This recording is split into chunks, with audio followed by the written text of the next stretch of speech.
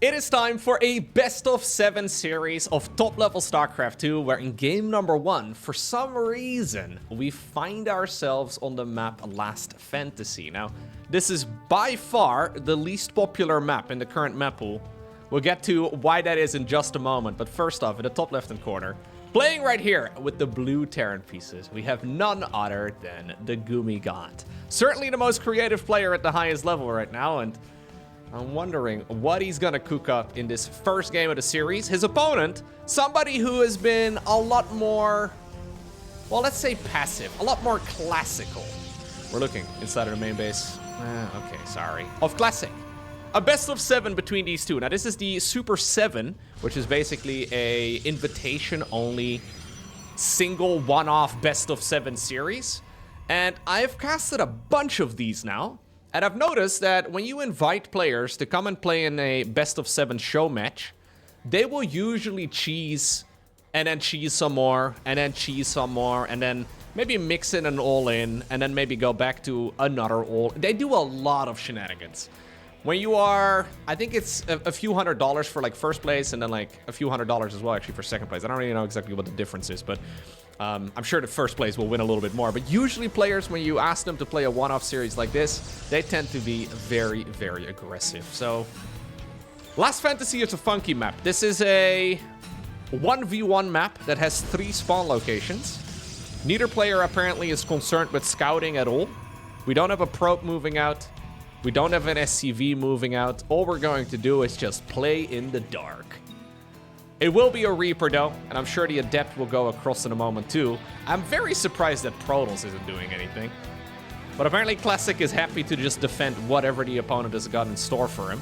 He's scouting his own natural.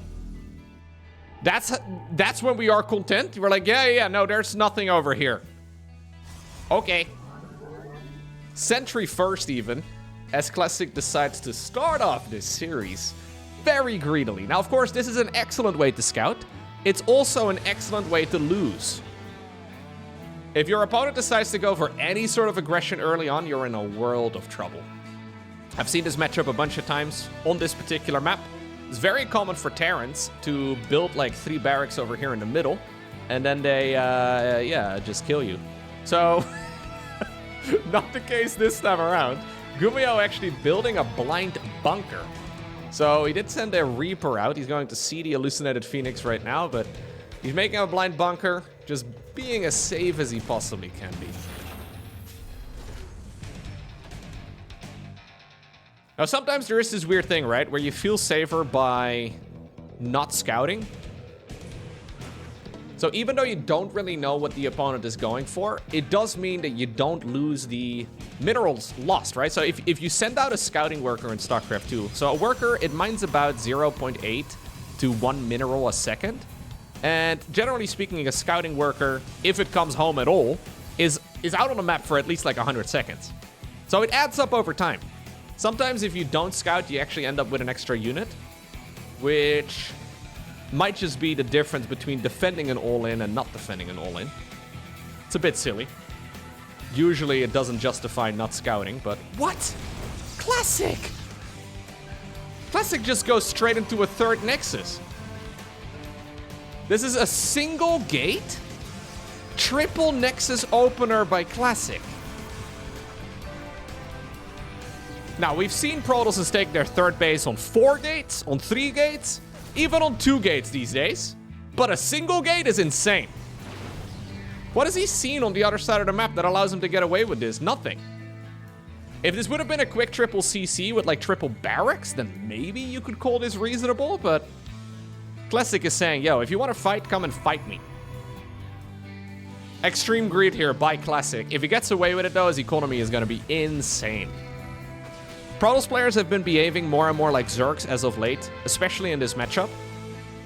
Terran players have been complaining about it in particular, actually, that they cannot really stop the floodgates. If the Protoss economy builds up and they can just stick on like 4 gases, right? You just make 4 gases. Everything else goes to minerals. When you get up to like 70 to 80 workers, sometimes Protoss gets even more than that. It's very difficult for the opponent to stop, because this matchup is all about micro and trying to like have cost-effective trades. And it doesn't really matter if you have cost-effective trades. If the opponent just has, you know, like 20% more economy than you, they can just send in the skeletons. Really, are we gonna blink? No way. He does have blink. I don't think we can go. I mean, if he can snipe... Ooh, okay. If he can snipe Stimpack, that would be massive. We have a very quick Templar Archives too, by the way. Still only 3 gates. I kind of love this here for Classic, though. Okay, Sentry's dead. A probe or 2 will likely also fall, but... Gummio is basically saying, okay, I'll just go Stimpack, Combat Shields, +1 infantry.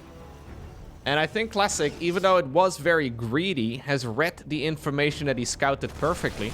Because he saw that this is what the opponent is going to go for.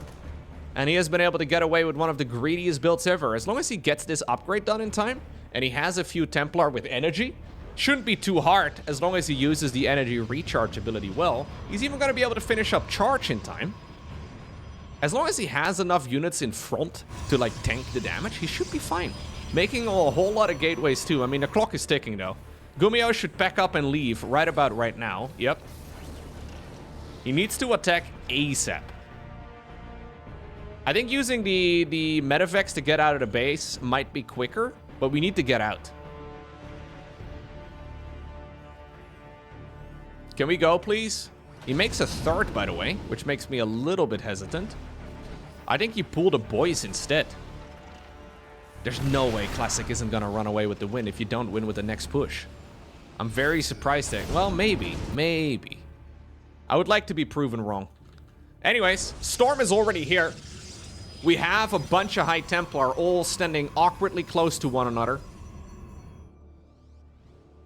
Apparently you're allowed to touch each other's cloak. It's okay. I don't know much about Protoss culture, but they're totally fine with it. Dude, this map has so many choke points too. He sees the Templar right now, and the Templar are looking hungry. There's even already charge available. Ay, ay, ay. Great Stormies as well. Close your eyes, Terran players. Okay, well, you can open them again. It's over. Alrighty, next up, we find ourselves on the map Pylon. Honestly, a brilliant game right there by Classic.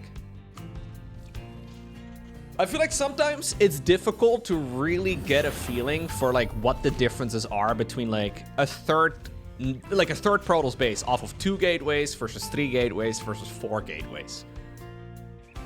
Explaining it as a commentator is kind of tricky, but I feel like that previous match was a great example as to what happens when Protoss is allowed to be greedy.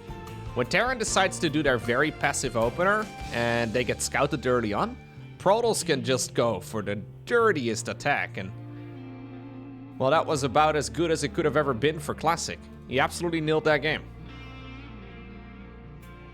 Too passive by Gummio. Now, Gummio is perfectly capable of playing a different style than that. We've seen a lot of aggression. I really think bringing the SCVs would have been a better choice, but honestly, on Last Fantasy, I really don't see how he was going to find an engagement, but at least they would have been able to, you know, eat like 1 storm to the face. Best case scenario then, though, you lose like 20 SCVs and you kill your opponent's 3rd base.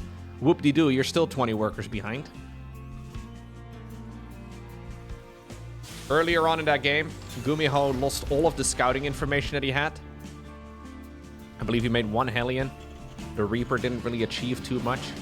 Yeah. Classic getting away with very aggressive greed. Well, we've got ourselves a couple Stalkers this time around, and already a 2nd gateway. What? So to put it in perspective, in the previous game, he went for a Nexus, a 3rd Nexus that is, at about 330. He must have had like 2 or 3 gateway units in total at that point. Gummio decides to mix it up. I quite like this. There's no concussive shells, but he's just marching with the boys. You know what? Marching with the boys is nice. Blink, though, is a powerful upgrade, but it's not done yet. Probes immediately pulled away. Attack speed of these units is, of course, quite slow. Imagine if this would have been once more a single gate 3rd. You would have been in a world of trouble. 1 probe, 2 probes, 3 probes. Yeah, he needs to target down the Stalkers if possible. Yeah. Okay, so 4 probes for 2 Marauders. I think the 1 Stalker there Makes everything a little bit better, but I think on the back of this, you immediately go into a quick third now. Yeah. Like, on the one hand, the trade there in isolation is not bad, but on the other hand, you now also know that you're mostly going to be left alone. So you can just plant down a nexus and probably get away with it. We do have a Widowmine drop, though, here for Gumi. And he is once more going into Stimpek. This time around, it's much quicker than the previous one. Our SCVs are under attack. Stalkers have walked across the map. There's no blink yet. Okay, one Widowmine. A lot of potential here. He's also microing in the meantime on the other side of the map. Good split. Good split. Great multitasking there by Classic, who's killed a bunch of SCVs too. Now there is blink finishing up. Yeah, probably need to use it. Get out of there. One siege tank at the bottom of the ramp. Not bad at all. Immediately charge on the back of this, and we'll probably get a Templar Archives here in a moment again too. Templar Archives has become very popular in this matchup for a reason, but look, this time around, Terran's going to be able to finish up Stimpek long before any of those additional upgrades are going to be done. And you know what? Classic is going to scout it right now. He'll see exactly what he's playing against. Seeing production out of a barracks that doesn't have an add-on on it, always, well, unless it, it could mean one of two things. Either the Terran made a mistake, or they have a lot of urgency in their play and they could not possibly spend the time right now trying to get that add-on done. Considering it's a high-level game, best to assume the opponent does not make a big strategic error by minute 6. Widowmine drop, by the way, goes back in again, but this time around the medevac dies. He wanted to pick up the Widowmine and then still be okay. What about this fight over here, though? Would have loved to see a bunch of Stalkers in the middle of the map trying to slow this down, even though it's difficult. Well, this army of the Protoss is very disjointed. Looks like the Probes have taken matters into their own hands. Stimpek already used, though. There's one Immortal available, but my god, that Pylon getting depowered is going to prevent that Warp-in from finishing, and that may just be exactly what Gumio needs. Bunch of misrallied units here, rather sloppily if I'm being honest with you, but Classic, of course, did park half his army in the middle of the map to try and achieve that. And the problem here for him is those siege tanks. How in the world is he going to deal with those siege tanks? He's also lost most of his production, so despite having a pretty stellar economy for the majority of this game, despite having a really quick third nexus, he's not going to be able to spend his money anywhere. Yeah, we have 2 Zealots with charge. Immortal here trying to use its guns on the siege tanks, but Gumiho gets a pretty straightforward win in game number 2. Whoa, my forehead is not that big, bro. Is it? Yeah, okay, maybe, yeah, you know what, maybe it is, yeah, you know what, it is what it is. Please don't ban me for saying the truth. Look, I've had people on Discord have they did an in-depth analysis on my forehead, comparing pictures from 10 years ago to pictures right now. And the conclusion of the comparison is that my hairline is not receding. I just have a large forehead. Half of my chat is going to be bald within the next 10 years, and you know what? I'm going to still have my large forehead. I've been playing the long game this entire time. My forehead is a 4-player map. Cross-spawn locations only. Next up, we find ourselves on Incorporeal. We've had a little bit of early game scouting, it looks like, judging by the low HP probe. Jimmy has made his way to the watchtower. I actually quite like how this map works out. So Incorporeal has this weird little watchtower in the middle of the map where units can't pass by. So if you have 2 melee units on either side of the watchtower, you know, like they could technically get the job done. Fun fact though, Terrans don't have any melee units other than SCVs. This was a fun fact that somebody posted in my chat years ago. I was like, wait a second. They have no melee units other than SCVs? Who came up with that? Actually kind of crazy. You know what else someone pointed out recently? Apparently in the StarCraft 2 cinematics and in any of like the cutscenes in the Wings of Liberty campaign, we never have a close-up of a Marine with a combat shield. And the reason is that it's kind of dumb to have a combat shield in one of your hands while using a 2-handed rifle. It doesn't make any sense. How do you hold a rifle when you also have a shield in what? How? Huh? Anyways, Blink coming up again for Classic. No surprise there. Yeah, I guess you can argue that Hellbats are maybe like a melee unit, but they still have range. They just also deal damage at melee range.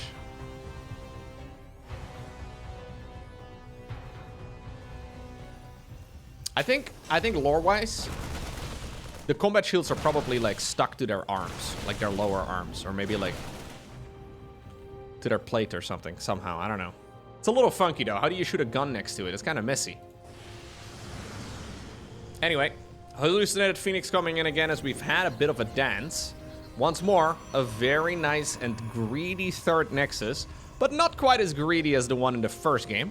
This is a more conventional greed. A more ordinary greed right here for Classic. Hallucinated Phoenix goes into the main base and we'll see everything that's going on.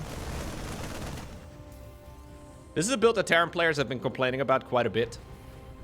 Hallucination scouts are insane. Yeah. You can just see everything. Now the question is this too good? Protoss has effectively gone from never being able to scout in the early game at all, from being able to scout everything, or to being able to scout everything all of the time. It's kind of funky. So what's changed, of course, is that energy recharge ability on the Nexus. It basically gives you infinite energy to be using on the Phoenix. I think it's a little too good.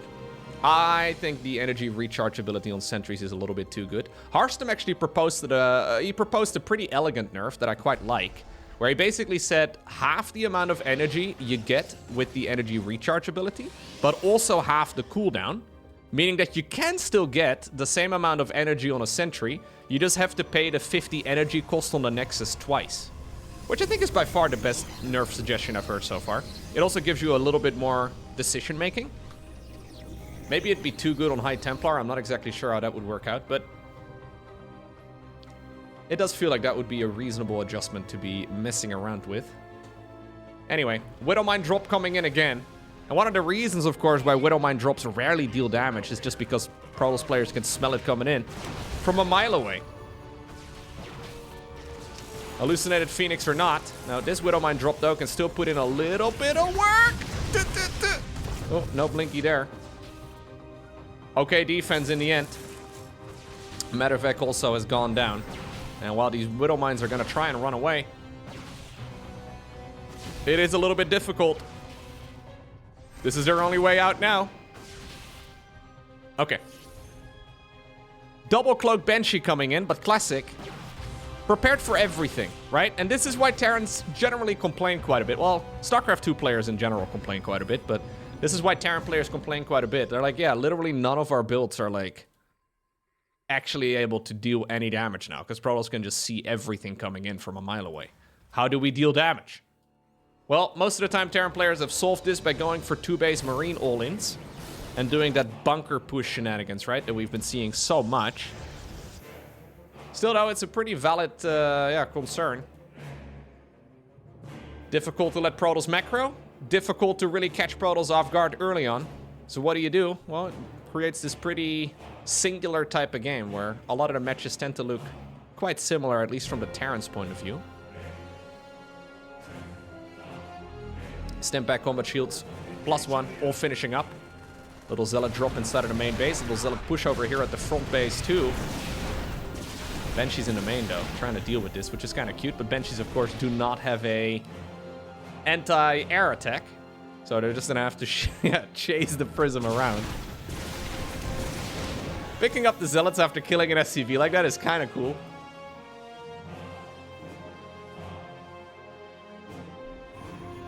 Ranged coming up for the Colossus.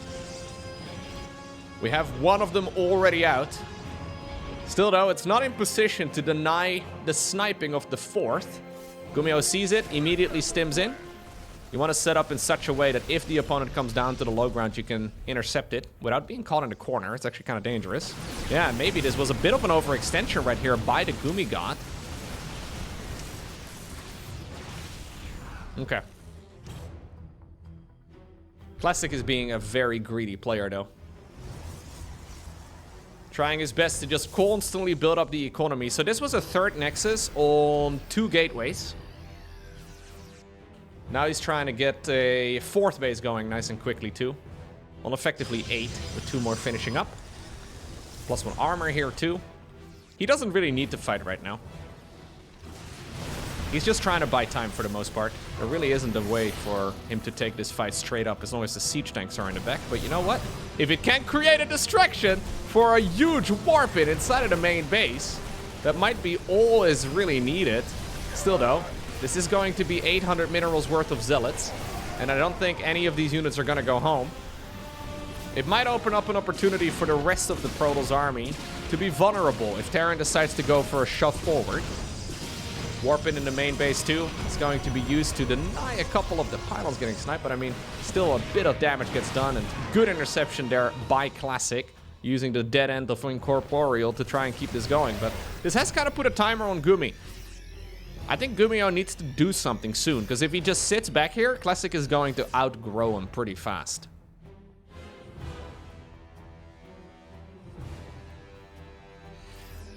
Can we also maybe repair the siege tanks? Like, 1 SCV to repair the siege tank would be really nice. Disruptor's coming up, though. Classic is starting to progress. And this is that point where 2 Terran players, Protoss kind of starts to feel like a Zerg. Like, every time you go across the map, there's a counterattack. And every time you cut the head off the snake, there's like 3 new ones regrowing. We're not quite there yet, but we're coming up on that position right now as we have a very aggressive blink forward. Disruptors, though, moving through as well. Is this an overextension by Classic? I think it is. He is in a very good macro position, but he decides to take the bait in the middle of the map. Zealot run by in the meantime, though, over in the natural expansion, as it looks like Classic slips away, but he really did not need to engage right over there. Still, he's working on the opponent's economy. Still, his eco himself is looking pretty good. Double upgrades as well is powerful. We are already at 8 gateways. He decides to add on 2 more. The idea being that we just keep on warping in stuff. Gumio has found the perfect solution. We are gonna go for a doom drop straight into the main base with everything that he's got. This is going to likely force a recall. There it is. Recall indeed gets used. Not everything was caught inside of it. You have to get out. There's no way you're gonna fight this. Okay. Quick recall. But if it wouldn't have been available there for Protoss, that could have been the end of the game. Nexus gets cancelled over here. Gotta be careful here that he doesn't accidentally get himself stuck in a corner. Oh, disruptors, disruptors, disruptors! Oh, yo, yo, okay, picks up just barely in the nick of time, but still a lot of damage gets dealt. This, however, is a 5th base for Protoss before Terran has their 4th base, right? So that is... it's always tricky. Economically speaking, Gumio is fine, but he needs to now win by forcing his opponent out of position. This Zealot snipe over here is good. Getting those extra Zealots here is really nice. In the meantime, there is a lot of army over here. He decides to knock down the rocks to prevent the Protoss from getting towards this bottom left-hand corner. Gumio cuts off his, opponent's units here. In the meantime, he's still putting in a lot of work inside of the main base of the player too, so... maybe snipe the Nexus and get out. I mean, there's only 1 medevac, so it's going to be hard to achieve much. In the meantime, the units here are desperately trying to kill the rocks, but the Nexus is already gone. Excellent movement here by Gumiho. But those probes, they will have a new base to be mining from here in just a moment. 10 workers, though, have gone down. If Gumio can now also deny this base over here, I think he's back in the game. Classic, though, has recognized that he is okay with using his reinforcements here. And he decides to shove his army towards the opponent's 3rd base. Gumio has nothing to defend over here, at least not on the low ground. Decides to retreat and maybe lull his opponent into a false sense of security. Plenty of Terran units, though, up on the high ground, and Classic has to retreat once more. Still, there is a drop over here at the bottom of the map that does get sniped just in the last possible second. Okay. Ultimately here, as the dust settles, Classic has got better upgrades, he's got a bigger army, and he's got a better economy. Gumio forced to make a lot of decisions that he would have liked to avoid, almost bringing it back, but I think Classic still can seal the deal here. retargets right now with all of those Colossi too, trying to soften up this army. Nice control here by Gumiho, but I just don't think he's got the numbers. There is no War Prism available, so no easy way for our Protoss player to reinforce it. But GG gets cold, and Classic is indeed going to be able to get another point on the board.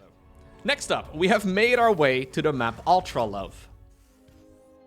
Proxy Barracks on the other side of the map here for the Gumi God, who hasn't really been able to get his proper game going so far, right? Like, he's been trying, but he hasn't really been able to play his own match. And when Gumiho is playing these very conventional games, he just lacks a little bit of that oomph. We see a lot of creativity in the other matchups for the Terran player, but it seems like Gumiho is not really too sure about this matchup in particular right now. You know what it comes down to? It comes down to the fact that Protoss players are just smarter than everybody else. I think Protoss, they just saw, right? Everybody thinks on a very short timeline, but I think Protoss players just saw that Blizzard was likely to abandon StarCraft 2 at some point in the future. So if they made sure that they were weak for several years, for the final patches of StarCraft 2, at least the ones that we've had recently, the ones where there's a lot more time in between the updates that Blizzard does, for those, they get massive buffs. And now they have this time frame, man, where Protoss is looking mighty powerful. Dominating Protoss versus Zerg, dominating Protoss versus Terran. The next problem becomes Protoss versus Protoss, where Protoss also has a 100% win rate. Zerg players and Terran players are so short-sighted. This was the Protoss master plan all along. Okay. Gumiho has decided, though, to go for some, Reaper Hellion shenanigans. Fair enough. Hasn't really achieved anything yet.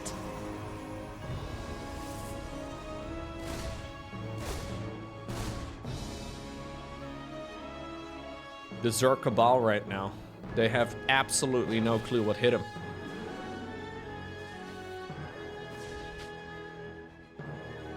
Yeah. Whenever I think about the balance, though, and whenever I don't know, have this discussion, I always think back of everybody on Reddit absolutely losing their mind, as we do have now the Terran units committing. I mean, this is not going to be a very long-lasting push for Terran, but at least they will kill some units. Okay. Yeah, people were losing their minds that the shield battery overcharge ability got removed and replaced with an energy recharge ability instead. Because, according to most folks on Reddit, it would be a very clear nerf.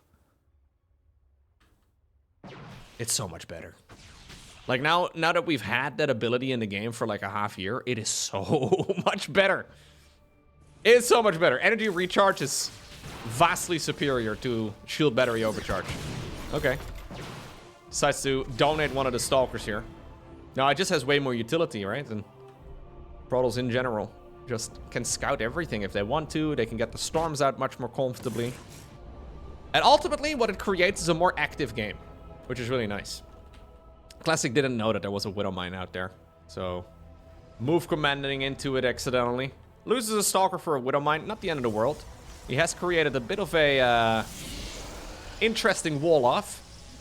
Probably went to the same school where Hero learned how to wall off, which is interesting. Anyways, it is going to be Blink in the end together with the Robo. Cheeky Widow Mine drop goes into the main base. And because of this, though, because of the forced opener here, there are no hallucinations flying around. Still, when you're doing this, like, this feels like a desperation play to me too, right? From Terran. When you're going for a Widow Mine drop like this, and it's the only thing that's going on at the same time, Protoss players at this level should never take critical damage from it. It's much harder to deal with the Widow Mine drops when there's another fight happening at the same time. But at this level, I think we can all assume that Classic can, well, micro against the medevac drop like that. It shouldn't be rocket science. Interestingly enough, the Reapers went inside of that plane too, which is kind of cute. And they're going to be putting in even more work. That's so silly. There's 2 Reapers inside of a medevac. I don't know. It feels like desperation play to me from Gumi. Yeah, he's killed 10 workers, but he's lost a lot of troops in the process, and now it is going to be Protoss' turn to shine. And how many units are there here for Gumiho to keep his base alive? The reason why Terran plays the way they do in the early game is so they don't lose to this particular push. And this push is dangerous. Even when you do have a strong early game and you do keep all of your units alive. Stimpak gets the Knight with good Stalker micro, and obviously, again, this is something that is expected here from somebody of Classic's caliber. Blink. Perfect blink. You really shouldn't really be losing anything important here against this type of this Terran defense. You can keep all of those Stalkers alive for ages. Another blink. Yep. Nice timings there. Couple Stalkers going in around the site. GG gets cold. And despite being under a lot of pressure early on, Classic dominates the 4th game. Next up, we find ourselves on the map Torches. Now, Classic decides to start off this game by sending a probe straight across the map. I was busy fast-forwarding, but I don't think he has scouted this early a single time so far in this series, and this is not a scout. Classic is ready to put it all on the line with what will probably be proxy gateways. Yeah. I mean, when you think about it, he's got 3 match points available to him right now.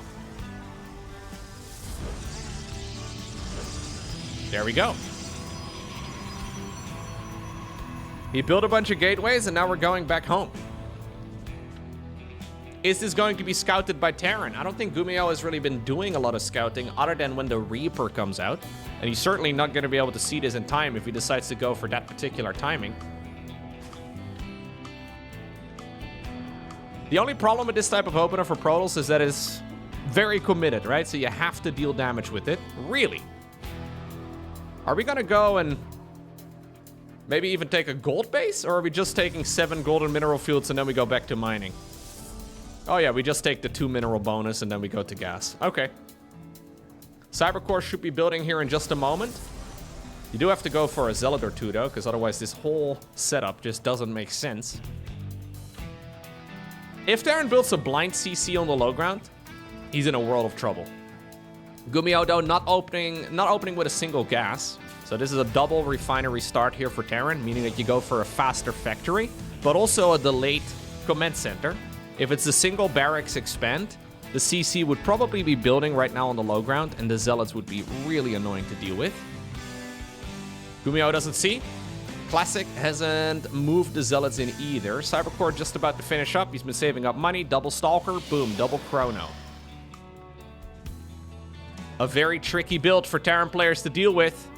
There we go. Zealots are ready to move in. He now sees the lack of anything here on the other side of the map. Although, did he check the natural? He did. So Gumiho knows that the opponent did not make an expansion. Could still mean that there's an expansion building at the gold base.